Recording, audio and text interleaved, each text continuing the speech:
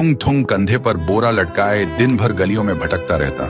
इधर उधर पड़ी प्लास्टिक की बोतलें और पुरानी चीजें उठाता रहता। फिर शाम को उन्हें बेचकर 2 वक्त की रोटी कमाता। थुंग थुंग अपनी बीवी और बच्चे के साथ एक टूटी हुई झोपड़ी में रहता था। गरीबी इतनी थी कि कभी कभी नमक रोटी भी नसीब नहीं होती थी।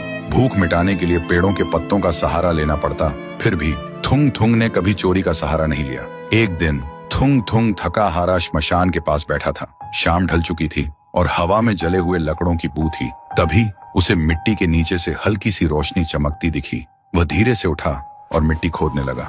कुछ ही देर में उसे जमीन के अंदर से एक पुराना सा लोहे का घंटी वाला दिया मिला। जैसे ही उसने उसे उठाया, एक भारी आवाज गूंजी, जो भी इस दिए को जगाएगा उसकी हर इच्छा पूरी होगी, लेकिन बदले में उसकी सबसे प्यारी चीज चली जाएगी। थुंग थुंग का दिल जोर जोर से धड़कने लगा। वह मन ही मन सोचने लगा, सबसे प्यारी चीज मतलब क्या? वह घर लौटा और बीवी को सब बताया। बीवी ने ध्यान से सुना। उसकी आंखों में डर भी था और थोड़ी सी उम्मीद भी। फिर बोली, 3 दिन से बच्चा भूखा है, क्यों ना पहले खाना मांग ले।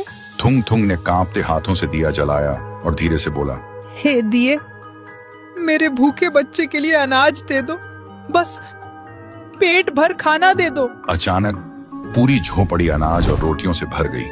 बीवी खुशी से रो पड़ी।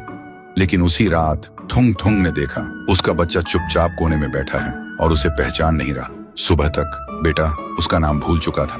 थुंग थुंग टूट गया, लेकिन घर में अनाज था और भूख खत्म हो चुकी थी। उसने खुद को समझाया, बाद में बच्चे का इलाज करवा लूंगा।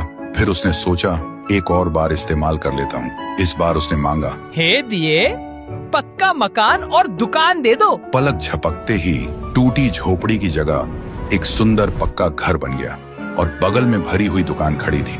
थुंग थुंग खुशी से बीवी के पास दौड़ा, लेकिन उसने देखा उसकी बीवी पत्थर की मूर्ति बन चुकी थी। थुंग थुंग चीखता रहा, रोता रहा और कोने में रखा वह दिया हंसता रहा, क्योंकि शर्त वही थी, हर बार सबसे प्यारी चीज खोना। अब थुंग थुंग के पास बड़ा घर था, पर वह पूरी तरह अकेला पड़ गया था। वह रोते हुए पत्थर बनी बीवी को गले लगाकर बोला, मुझे ये अमीरी जिंदगी नहीं चाहिए। मेरी बीवी और बच्चे को पहले जैसा कर दे, भले ही हम भूखे रहे। दिए की हंसी अचानक रुक गई। एक तेज रोशनी हुई। जब रोशनी हटी, न पक्का घर था न अनाज का ढेर। फिर वही पुरानी टूटी हुई झोपड़ी थी, लेकिन सामने उसका बच्चा खेल रहा था और बीवी मुस्कुरा रही थी।